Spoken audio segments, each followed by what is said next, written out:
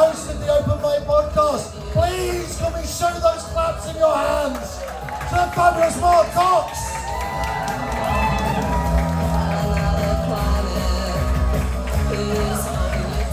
Good evening, everybody.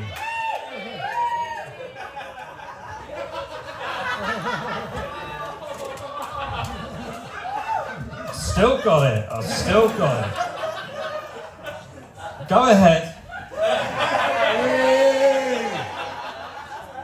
You will realise at the end of this 5 minutes we are not the same people.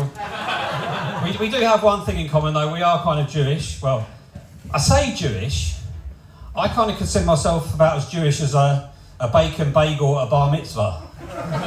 You know, we've had more prime ministers in the last 4 years than I've had Jewish experiences in my entire life. Entire life. You know, it's like, whenever I have a pint, it's got to be with pork scratchings. I always thought the kipper was a fish. And I honestly have no fucking idea what kosher means. You know, but there is one way I know, is that when I was a few days old, there was a rabbi standing there, or sitting there probably, with my cock in one hand whilst wielding a scalpel in the other. But it kind of got me thinking about that. I know, circumcision joke, here we go. But who signs up for that job? Do you think there's something, there's got to be, everybody can't be suitable, can they? I mean, if you've got Parkinson's. And I do wonder if like the rabbis have moved into the modern age, you know, where they're doing like group discounts on Groupon. So do they get all the little boys in the room and they go after them one by one? And then what do they do with like the remains? Do they put them on each finger like we used to do as kids with hula hoops? That was a new bit, that was brilliant. But no, my name's Mark with a C. Yeah, also known as Clark. My parents wanted me to be exotic, but they didn't bank on where I was going to move to when I was growing up. So I moved to a lovely place called Stevenage.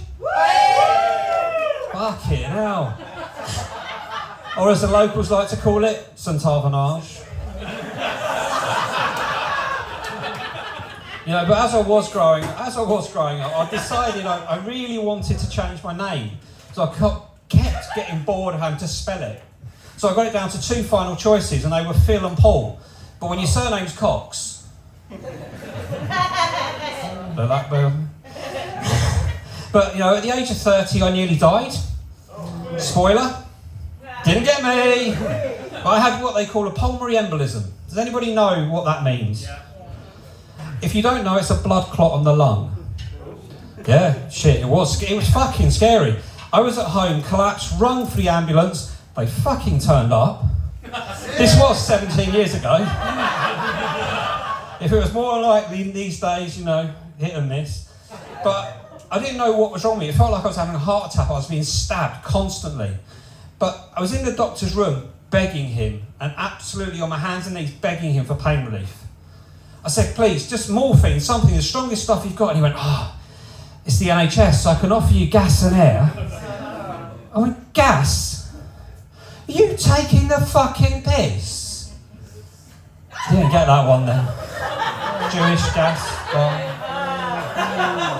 Have to explain the joke, it needs more work. Okay, I'll get that. But you know, with that, it did actually turn out to be a hereditary disease, or a hereditary condition, I call it. So I did go back and try and trace my Austrian Jew heritage. It's a bit difficult. I did think the Germans were better at keeping documentation. Here's not so. But yeah, the condition I've got is called Factor V Leiden, which has a really weird name. So I tried to relate it to things. I gave it down to like a shit brand of German sun cream available exclusively at Aldi. Yes, I'm having a go at the Germans again. Or a very shit Marvel character whose skill isn't jumping high buildings, being strong as an ox. No, it makes your blood a little bit lumpy. Yeah, I know. Or could it be a Secret Service German agent taking out one Jew at a time? I know. I'm Jewish, I can make these jokes.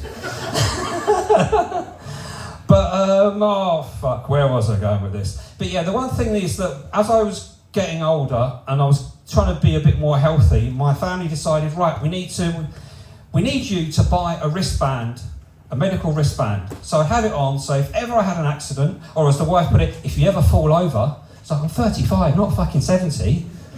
You know, the doctors know what they're dealing with. So I was like, okay.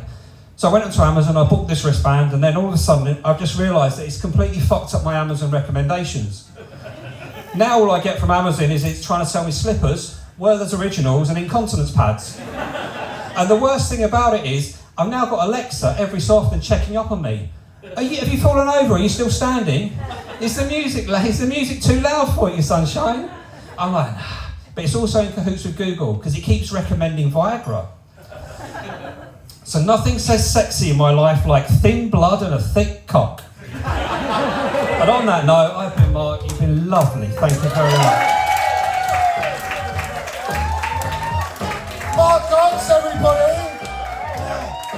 I'm very much looking forward to the next act. Please can we